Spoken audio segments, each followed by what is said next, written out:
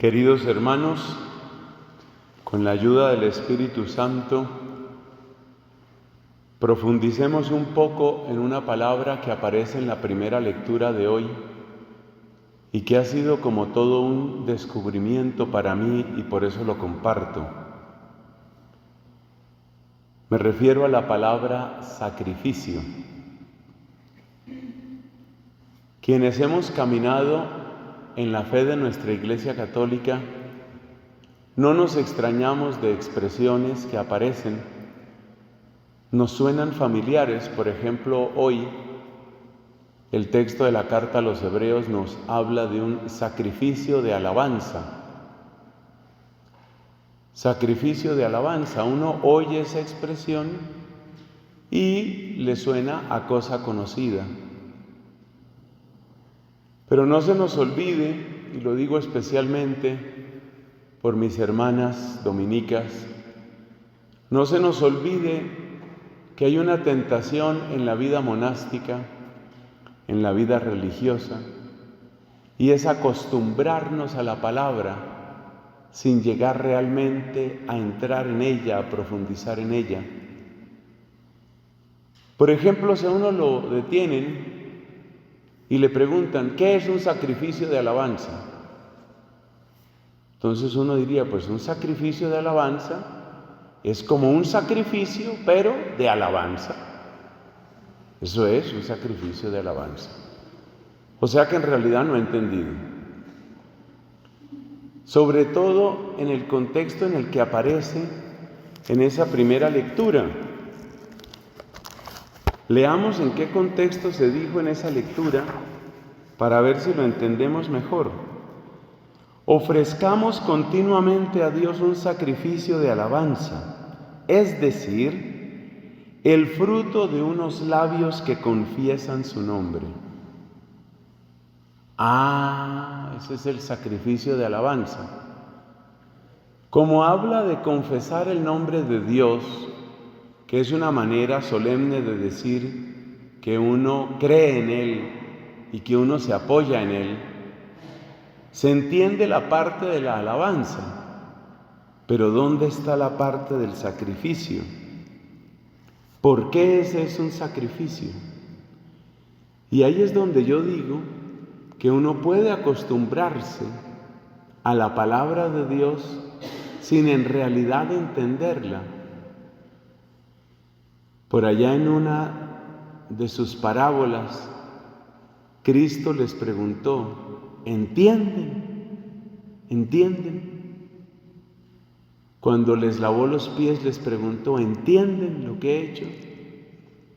Definitivamente Cristo no quiere que nos quedemos en la superficie. Entonces, el contexto de la carta a los Hebreos nos va a servir para entender por qué ese es un sacrificio. Porque lo de alabar no parece que sea un sacrificio. Alabar no es algo tan difícil. Uno asocia la palabra sacrificio con la entrega, la ofrenda, que muchas veces supone precisamente un sufrimiento, una pérdida. Pero ¿dónde está el sufrimiento? ¿O qué pierde uno con un sacrificio de alabanza? Si uno está proclamando que Dios es el Señor, ¿por qué ese es un sacrificio? Esa es la clase de preguntas que creo que nos ayudan a entrar un poquito más en la palabra de Dios. Pero decimos que nuestro auxilio en este caso es el contexto de la carta a los Hebreos. Como sabemos, se llama carta a los Hebreos porque se dirige a una comunidad evidentemente de cristianos, pero cristianos que venían del mundo hebreo, cristianos que venían del judaísmo. Por las tantas referencias que se hacen al templo y a la organización del culto en el templo, muchos afirman que esta comunidad tenía la característica de que venía de sacerdotes de la antigua alianza que se habían convertido a la plena fe en Cristo como Mesías. Sabemos que en el Antiguo Testamento los sacerdotes eran no por vocación, sino por sangre. Los descendientes de Aarón, que a su vez era descendiente de Leví, esos eran los sacerdotes. Y estos sacerdotes tenían oficios en el templo, y ellos vivían del templo. Y ellos no tenían una tierra asignada como las demás tribus, sino que ellos vivían económicamente, socialmente, afectivamente. Ellos vivían del culto y vivían de la ley de Moisés. Pero, ¿qué sucede cuando uno de estos personajes se convierte a Jesucristo? ¿Qué sucede? Pues sucede que lo pierde todo. Y ese es el drama que está detrás de la carta a los Hebreos. Para esta gente, convertirse a Cristo significaba perderlo todo. Y por eso, cuando uno lo pierde todo, por su fe, uno siempre tiene la tendencia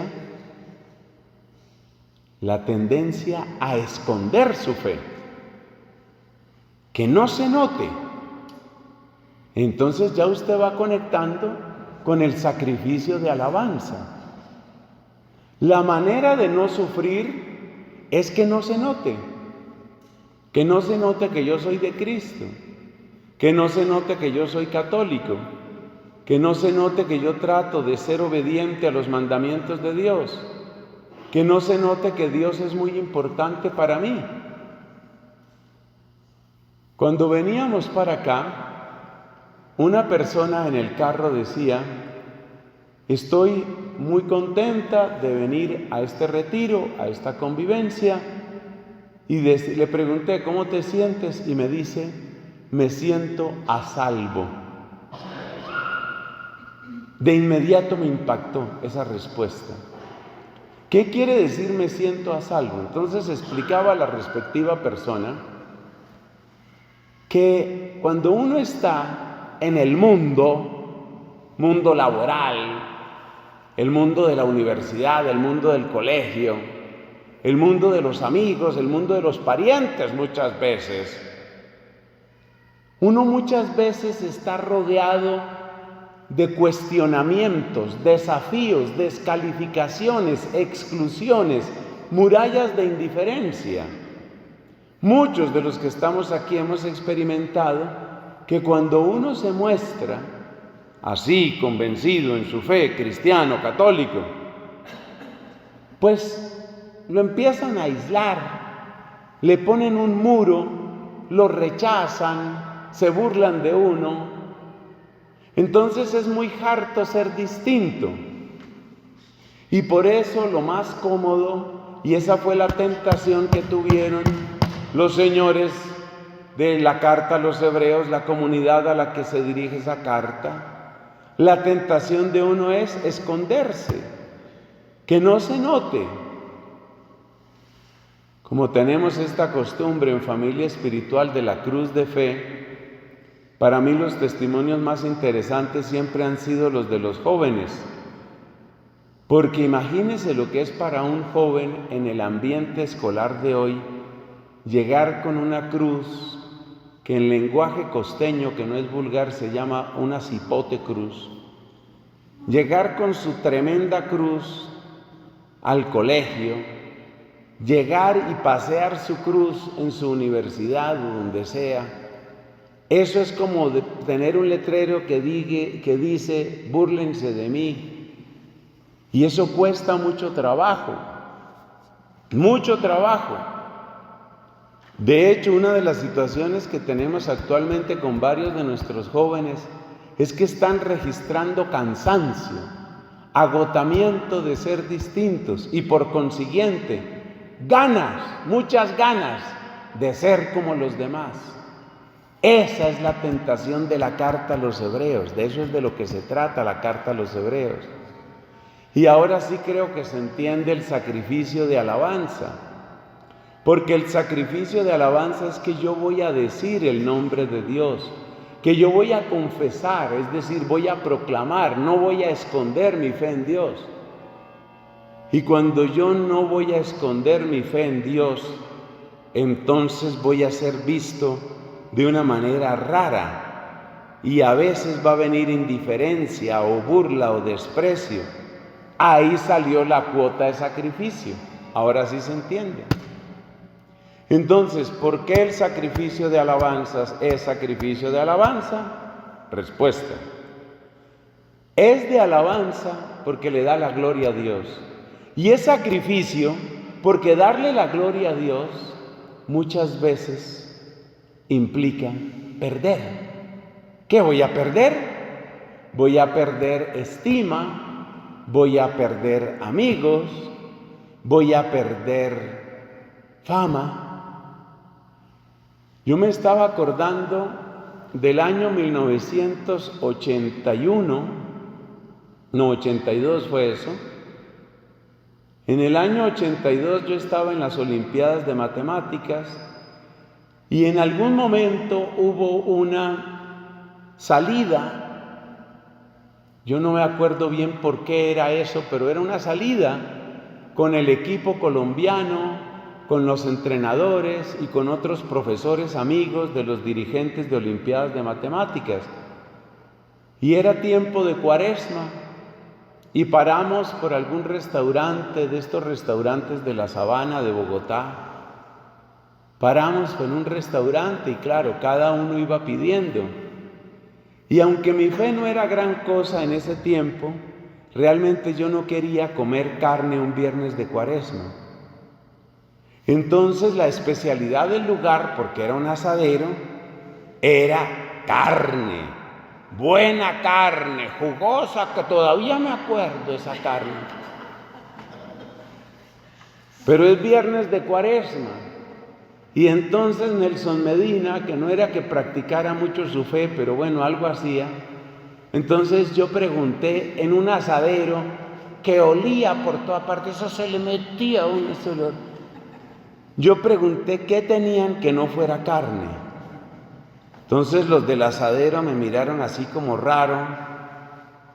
Me acuerdo mi jefe, que era católica originalmente, ella había realmente dejado su fe, pero ella era católica de bautismo, y ella se quedó extrañada, ni siquiera cayó en cuenta ella de que era viernes de Cuaresma, porque ella tenía abandonada su fe.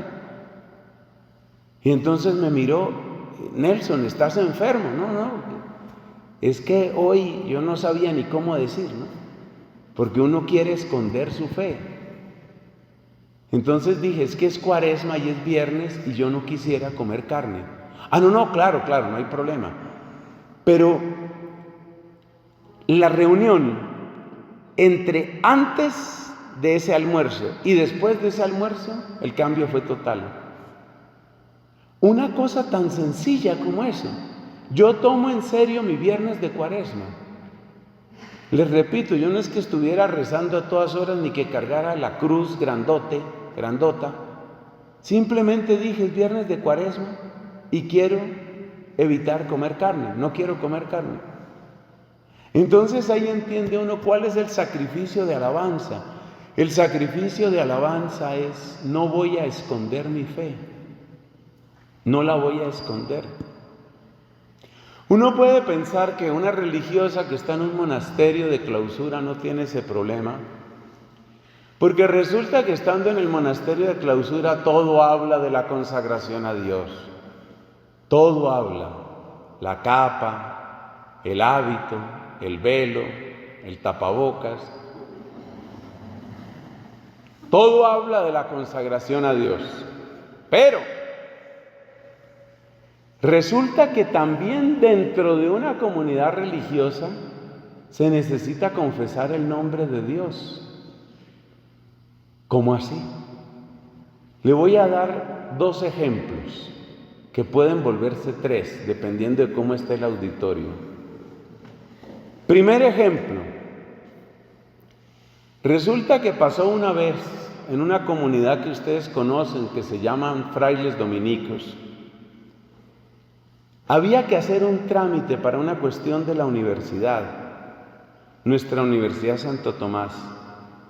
Y uno de los frailes de las directivas de la Universidad Santo Tomás comentó que había un bloqueo en un procedimiento puramente burocrático y explicó que un funcionario de no sé qué dependencia, de no sé qué ministerio del gobierno, estaba acostumbrado a que se le pasara dinero. Y entonces dijo el fraile, y yo creo que lo mejor es darle su cuota a ese señor, salir de ese problema, porque así es como se resuelven estas cosas. Fíjese, es un ambiente de frailes, todos consagrados a Dios, y mire el argumento que aparece. Entonces alguno se atreve, ese alguno no fui yo, porque yo no estaba en esa reunión, pero sí supe, porque todo se sabe. Uno que estaba ahí dijo, no, pero espérate, eso, algo así como eso no es correcto, eso no se debe hacer, una cosa así. ¡Ay, no nos pongamos ahora con esos moralismos, por favor! Dese cuenta. Entonces uno puede estar en una comunidad religiosa y uno puede tener todos los hábitos y los velos y las gafas y los zapatos, uno puede tener todo y comulgar todos los días. Y hay que ver si en una reunión donde se está tomando una decisión, el lenguaje le da la gloria a Dios o no se lo da. Porque a veces buscar la gloria de Dios también en nuestros monasterios, también en nuestras comunidades, supone un descrédito y una descalificación. Entonces ese punto es importante. ¿Qué importancia? Y este es mi segundo ejemplo. ¿Qué importancia tiene el lugar de Dios y el señorío de Dios? ¿Qué importancia tiene en la formación? A uno dice, pues tienen toda la importancia del mundo. Yo a veces tengo mis dudas. A veces tengo mis dudas si nosotros nos hacemos con suficiente frecuencia esta pregunta. ¿Cristo es Señor de la vida de esta chica, de este muchacho? ¿Cristo es Señor de esta vida? En los exámenes que se hacen para profesión, en las distintas etapas, en los diálogos, ¿esa pregunta aparece con la suficiente frecuencia? Mi modesta opinión como religioso es, no se hace esa pregunta con la suficiente frecuencia. La pregunta fundamental que tendría que presidir todo diálogo, especialmente en formación, es: ¿Cristo ya es Señor de tu vida, de toda tu vida, de la manera como tú te comunicas con tu familia, con tus amigos, de la manera como tú vives, oras, trabajas, ayunas, sirves? Todo esto para decir que el sacrificio de alabanza es necesario tanto fuera como dentro de la vida religiosa. Pero resulta que la carta a los Hebreos nos habla todavía de otro sacrificio. ¿Cómo va a ser? O sea que esto se prolonga. Sí. Mire, se habla aquí de otro sacrificio. Póngale cuidado. Es que uno tiene que poner mucho cuidado en la palabra de Dios. No se olviden de hacer el bien y de ayudarse mutuamente. Esos son los sacrificios que agradan a Dios. Para su información, eso es Hebreos capítulo 13, versículo 17. O sea que por una parte está el sacrificio de mantener viva y levantada la antorcha de nuestra fe y de nuestra pertenencia a Dios. Ese es el primer sacrificio, sacrificio de alabanza. Pero luego tenemos este otro sacrificio, ayudarse mutuamente.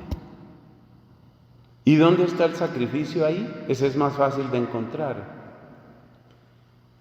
Ha dicho, que yo sepa, por lo menos en un par de homilías, ha dicho el Papa Francisco, que la verdadera caridad siempre implica posponerse. Pensemos, por ejemplo, en personas que queremos mucho de nuestro equipo de proyección y desarrollo, aquí presentes, nuestras amigas Sonia, Mapi, por mencionar un ejemplo. Ellas y otras personas han prestado servicios como orientadoras. Eso significa que muchas veces tienen que escuchar, ayudar a discernir, aconsejar, todo lo cual supone gastar tiempo. Y en la época en la que vivimos, el bien más escaso y muchas veces el más precioso es el tiempo. Decirle a una persona como mi amiga Sonia aquí presente, dale tiempo a una persona es pedirle un sacrificio. Ahora bien, recordemos que enseña la fe católica, nadie está obligado a lo imposible, hay cosas que no se pueden y no se pueden. Pero lo que quiero destacar es que ese ayudarse mutuamente, apoyarse mutuamente, supone sacrificio de tiempo, supone posponerse. La vida de cada uno de ustedes, ahora me refiero a familia espiritual, es una vida que tiene sus propios desafíos, sus propias cargas. De lo que yo conozco de ustedes, ninguno de ustedes está libre de carga.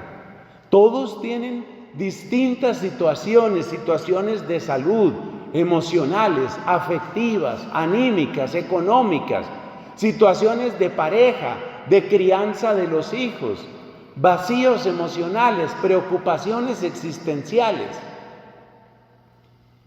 Si nosotros pudiéramos ver lo que cada persona lleva, ¿cómo sería nuestro trato?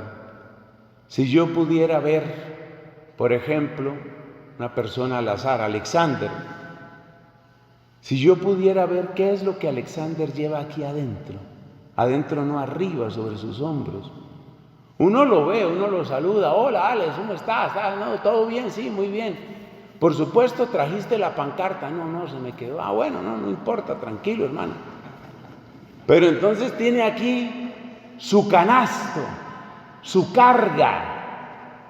Y así estamos cada uno. Aquí no hay nadie sin carga. Por eso uno ve que la gente se agobia y es natural que se duerman en misa. Porque, claro, la carga los va doblegando. Aquí todo el mundo tiene carga. ¿Qué es ayudar? Ayudar es por un momento olvidarse uno de su carga. Posponer uno su carga. Póngase usted a pensar una señora aquí como Marta Águeda. Yo le digo siempre el nombre completo y eso ha mantenido la amistad. Piense usted Marta Águeda, que lo que carga Marta Águeda, sus situaciones familiares de mamá, de hija, de hermana, cada uno tiene aquí una carga grande. Entonces, ¿dónde está el sacrificio? El sacrificio está en que uno recibe a otra persona y uno no está desocupado, ni en tiempo, ni en cargas. Uno tiene sus cargas. ¿Y qué le toca a uno con sus cargas? Cuando uno recibe a otra persona, por un momento tú te pospones. Verbo que le gusta al Papa Francisco, te pospones. Lo cual todos viven. Pensemos, por ejemplo, en los papás, en las mamás. Normalmente los hijos pequeños, los hijos adolescentes, no toman conciencia de las cargas que tienen los papás. No toman conciencia de que una mamá, cuando dice, bueno, a ver hija, conversemos, esa mamá es que no tiene ningún problema, ningún tema en qué pensar cuando ella le dice a ese hijo o a esa hija, hablemos un poco. A ella le toca posponerse, posponer su preocupación de salud, posponer su angustia, posponer su problema de pareja, posponer cosas y cosas para decir, quiero escucharte. Ese es el sacrificio. Esto explica también por qué en la carta a los Hebreos se habla de los superiores. Aquí traducen los guías, dice, sométanse a sus guías. Ellos se desvelan por su bien sabiéndose responsables. La carta a los Hebreos nos invita a tener un acto de consideración. Hombre, compadézcanse de Ángela Jimena, por favor. Ella tiene sus cargas. Martica tiene sus cargas. Lina algo tiene. Entonces, esas cargas que tienen nuestros guías, lo que es una maestra, lo que es una priora. Yo me acuerdo una anécdota de un dominico que fue famoso en sus días y lo he contado, el padre Santiago Ramírez.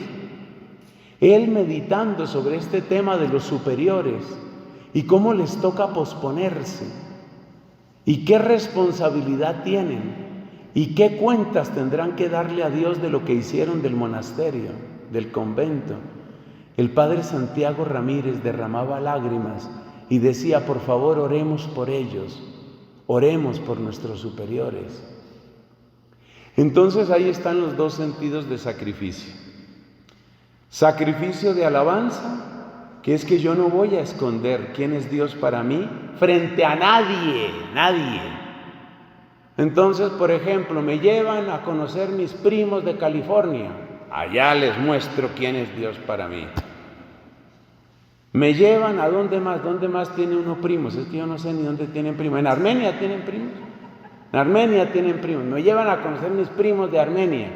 Que se note. No tengo ningún temor de que se note. Pero eso me va a traer un precio. Ese es el sacrificio.